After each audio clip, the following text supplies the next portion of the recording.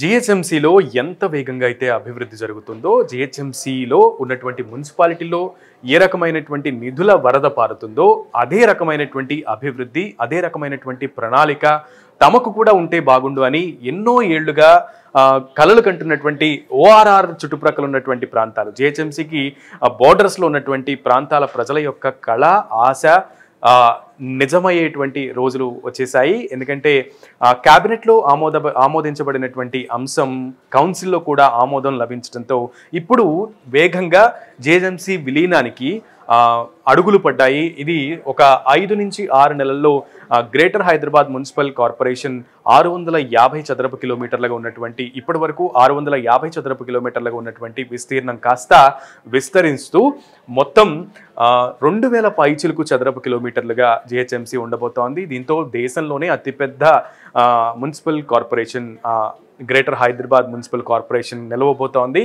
So అంతేకాదు 1,02,00,000 జనాభా ఉన్నటువంటి జిహెచ్ఎంసీ లిమిట్స్లో ఇక మీదట ఈ మర్జర్తో, ఈ విలీనంతో 1,50,00,000 దాకా కూడా జనాభా జిహెచ్ఎంసీ లిమిట్స్లో ఉండేటువంటి అవకాశం ఉంటుంది. ముఖ్యంగా ఈ జిహెచ్ఎంసీ లిమిట్స్లో ఇప్పుడు ఇంక్లూడ్ అయినవి 20 మున్సిపాలిటీలు, 7 మున్సిపల్ కార్పొరేషన్లు ఉన్నాయి. సో ఈ 27 మున్సిపల్ కార్పొరేషన్స్ కూడా మున్సిపాలిటీలు అండ్ మున్సిపల్ కార్పొరేషన్స్ కూడా ఓఆర్ఆర్ లిమిట్స్లో ఉన్నటువంటివి. అంటే ఓఆర్ఆర్ఏ జిహెచ్ఎంసీ పరిధిగా భావిస్తూ ఓఆర్ఆర్ చుట్టుప్రక్కల ఉన్నటువంటి ప్రాంతాలన్నింటినీ కూడా జిహెచ్ఎంసీలో ఇంక్లూడ్ చేసుకుంటూ ప్రతిపాదనని ఆమోదించడం జరిగిన నేపథ్యంలో సో 27 మున్సిపాలిటీలు ఏంటి అనేది మీకు చెప్పే ప్రయత్నం చేస్తాను. ఫస్ట్ మనం ఒకసారి నార్త్ సైడ్ నుంచి ఒక సర్కిల్గా వెళ్ళే ప్రయత్నం చేద్దాం. First Medchal.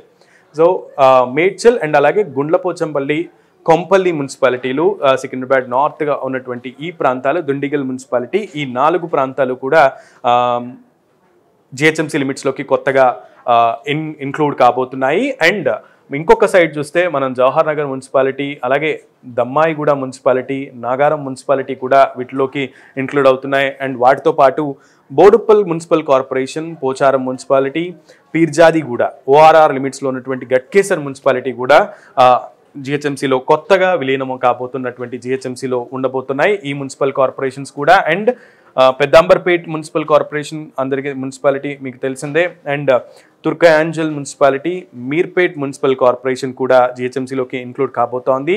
And Badangpet municipal corporation and Adibatla municipality, Tumkunta municipality కూడా జిహెచ్ఎంసీలో విలీనం కాబోతోంది. వీటితో పాటు అంతర్జాతీయ విమానాశ్రయం ఉన్నటువంటి శంషాబాద్ మున్సిపాలిటీ కూడా జిహెచ్ఎంసీలోకి విలీనం కాబోతోంది. దాంతోపాటు జల్పల్లి, బండ్లగూడ జాగీర్, నార్సింగి అండ్ మణికొండ ప్రాంతం కూడా జిహెచ్ఎంసీలోకి విలీనం అవుతోంది. అండ్ ముఖ్యంగా ఇటు సైడ్ మనం Tellapur municipality, Ameenpur municipality, Bollaram, Nizampet municipal corporation, Dundigal ఇందాక నేను ఆల్రెడీ చెప్పాను. సో ఈ 4 కూడా జిహెచ్ఎంసీలోకి విలీనం కాబోతున్నాయి. సో ఈ మొత్తం విస్తీర్ణం యొక్క పరిమాణం దాదాపు 2,000 చదరపు కిలోమీటర్ల విస్తీర్ణం. సో ఇంత వ్యాసార్థంలో అభివృద్ధి వికేంద్రీకరణ అంటే జిహెచ్ఎంసీలో ఇప్పుడు వరకు ఉన్నటువంటి జిహెచ్ఎంసీలో ఎంత వేగంగా అయితే డెవలప్మెంట్ జరిగిందో అంతే ఫాస్ట్గా ఇప్పుడు ఓవరాల్ ఓఆర్ఆర్ చుట్టుప్రక్కల ఉన్నటువంటి ప్రాంతం అంతా కూడా అంతే ఫాస్ట్గా డెవలప్మెంట్ జరుగుతోంది,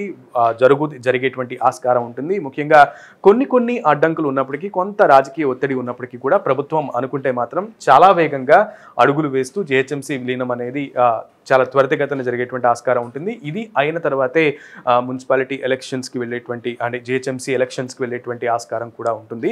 బికాజ్ ఫిబ్రవరి మంత్తో ఈ ఉన్నటువంటి సమయం ప్రజెంట్ కాలం ముగియబోతోంది. సో ఆలోపే ఈ ప్రక్రియని ముగించేటువంటి ఆస్కారం కూడా ఉంటుంది. అండ్ ముఖ్యంగా ఈ మున్సిపాలిటీల ప్రజలందరికీ కూడా భాగ్యనగరంలో ఏదైతే ఇన్ఫ్రాస్ట్రక్చర్ ఉంటుందో, భాగ్యనగరంలో ఏవైతే ఫెసిలిటీస్ ఉంటాయో, భాగ్యనగరంలో ఏ రకమైనటువంటి ప్రతి మున్సిపాలిటీకి నిధుల వరద అంటే నిధుల కేటాయింపు ఎంత వ్యాసార్థంలో, ఎంత విస్తీర్ణంలో వారికి కేటాయించడం జరుగుతుందో అంతే విధంగా ఇప్పుడు చుట్టుప్రక్కల ఉన్నటువంటి మున్సిపాలిటీలు, కొత్తగా జిహెచ్ఎంసీలోకి విలీనమైనటువంటి మున్సిపాలిటీల్లో కూడా అంతే వేగంగా అభివృద్ధి చెందడానికి అంతే స్థాయిలో నిధుల వరద కూడా పారేటువంటి ఆస్కారం ఉంటుంది. అండ్ డెవలప్మెంట్కి ముఖ్యంగా ఈ నిర్ణయం చాలా ఫాస్ట్గా ఉపకరించేటువంటి ఆస్కారం ఉంటుందన్నమాట. ఈ నేపథ్యంలో ప్రజలందరూ కూడా ఏదైతే పర్సనల్గా వారికి ఉండేటువంటి అసెట్స్ కూడా ఆ స్థాయిలో ఇంక్రీజ్ అయ్యేటువంటి అవకాశం ఉంటుంది, అసెట్స్ వాల్యూ కూడా పెరుగుతుంది, ప్రజలందరూ కూడా ఆ గ్రీవెన్స్ని అంటే ముఖ్యంగా గవర్నెన్స్ చాలా ఫ్రీగా వెళ్తుంది అండ్ గ్రీవెన్స్ కూడా చాలా ఫాస్ట్గా అవుతుందన్నమాట.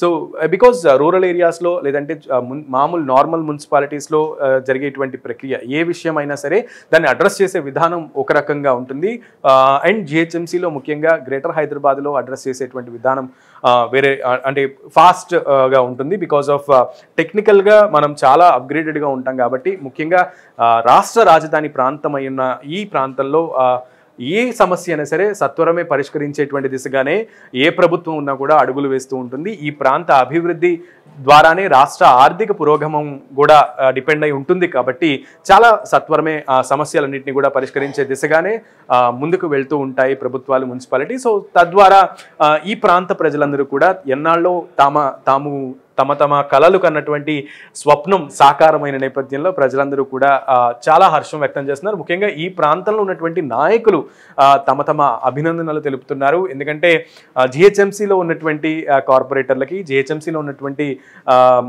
నాయకులకి, ముఖ్యంగా లీడర్స్కి వచ్చేటువంటి అంటే కార్పొరేటర్లకే మనం స్టిక్ ఆన్ అయితే ఇప్పటి వరకు ఉన్నటువంటి 150 మంది కార్పొరేటర్లకి ఏ రకమైనటువంటి నిధుల కేటాయింపు జరుగుతుందో అభివృద్ధికి, అదే రకమైనటువంటి నిధుల కేటాయింపు ఇప్పుడు ఈ మున్సిపాలిటీలు ఏవైతే ఉన్నాయో 20 మున్సిపాలిటీలు, 7 మున్సిపల్ కార్పొరేషన్స్, ఆ ప్రాంతాల్లో ఉన్నటువంటి కార్పొరేటర్లు కానివ్వండి లేదంటే మున్సిపల్ కౌన్సిలర్లు కానివ్వండి వాళ్ళకు కూడా అంతే ఫాస్ట్గా నిధులు మంజూరు అవడం జరుగుతుంది. అలాగే వాళ్ళకి కేటాయించేటువంటి నిధుల నెంబర్ కూడా పెరుగుతుందన్నమాట. సో ఆ సంఖ్య కూడా పెరగడంతో వారందరూ కూడా తమ ప్రాంతాల్లో ఏవైతే ప్రజలు అర్జీలు ఇస్తూ ఉంటారో ఇన్ఫ్రాస్ట్రక్చర్ గురించి, ముఖ్యంగా డ్రైన్స్ కానీ లేదంటే రోడ్ల గురించి కానీ ఇంకేదైనా గవర్నమెంట్కి సంబంధించినటువంటి ఇన్ఫ్రాస్ట్రక్చర్, హాస్పిటల్స్ కానివ్వండి, దవాఖానాలు, నేను అన్నట్లుగా హాస్పిటల్స్ అంటే దవాఖానాలు కానివ్వండి, లేదా ఇంకేమైనా ప్రభుత్వానికి సంబంధించినటువంటి పథకాలకు సంబంధించి వారికి లబ్ధి పొందాలన్నా కూడా ఆయా ప్రాంతాల్లో డెవలప్ చేయాలి అంటే వారికి చాలా ఫాస్ట్గా వేగవంతంగా చేయడానికి మున్సిపల్ కార్పొరేటర్లకి అలాగే కౌన్సిలర్లకి కూడా చాలా వేగంగా సులభతరంగా తమ ప్రజల యొక్క సమస్యల్ని తీర్చడానికి వెసులుబాటు కల్పించే అవకాశం ఉంటుంది. తాము కూడా ప్రజాసేవ చేయడానికి ఇంకొంచెం ఎక్కువ ఆస్కారం లభిస్తుంది అనే నేపథ్యంలో వాళ్ళందరూ కూడా చాలా ఆనందాన్ని వ్యక్తం చేస్తున్నారు. అండ్ ముఖ్యంగా ఇక్కడ ఒక్క చిన్న విషయం ఏంటంటే ట్యాక్సెస్. సో చాలామంది ప్రజలు అంటే ఇండివిజువల్గా ఆలోచించేటువంటి ప్రజలు ఒక చిన్న అంశాన్ని కొంచెం ఆలోచించేలాగా ఆందోళన వ్యక్తం చేస్తున్నారు. అదేంటంటే ట్యాక్సెస్. సో ప్రాపర్టీ ట్యాక్స్ అనేది పెరుగుతుంది కదా. సో గ్రేటర్ లిమిట్స్లో ఉన్నటువంటి ప్రాపర్టీ ట్యాక్స్కి, చుట్టుప్రక్కల ఉన్నటువంటి ప్రాంతాల్లో ఉన్నటువంటి ప్రాపర్టీ ట్యాక్స్కి వ్యత్యాసం ఉంటుంది కదా. అంత ప్రాపర్టీ ట్యాక్స్ మేము చెల్లించాల్సి ఉంటుంది అండ్ అలాగే రిజిస్ట్రేషన్ ఫీజెస్ కానీ ఇవన్నీ కూడా చాలా వ్యత్యాసం వస్తుంది కదా అన్నట్టుగా కొంతమంది ఇండివిజువల్స్ ఆలోచిస్తున్నారు. బట్ కాకపోతే ఇక్కడ ఉన్నటువంటి అంతర్గతంగా ఉన్నటువంటి ఒక అంశాన్ని గురించి నేను మీకు చెప్పబోతున్నాను. బికాజ్ జిహెచ్ఎంసీ లిమిట్స్లోకి మీ ప్రాంతాలు ఇంక్లూడ్ అయ్యాయంటే మీరు ఇన్సైడ్ ద జిహెచ్ఎంసీ ఉంటే, మీరు జిహెచ్ఎంసీలో భాగమైనటువంటి పరిస్థితే ఉంటే కనుక సో మీ ల్యాండ్ వాల్యూ కూడా అంటే మీకున్నటువంటి ప్రాపర్టీ వాల్యూ కానీ మీకుండేటువంటి అసెట్ వాల్యూ కానీ అంతే స్థాయిలో విస్తరిస్తుంది, అంతే స్థాయిలో పెరుగుతుంది.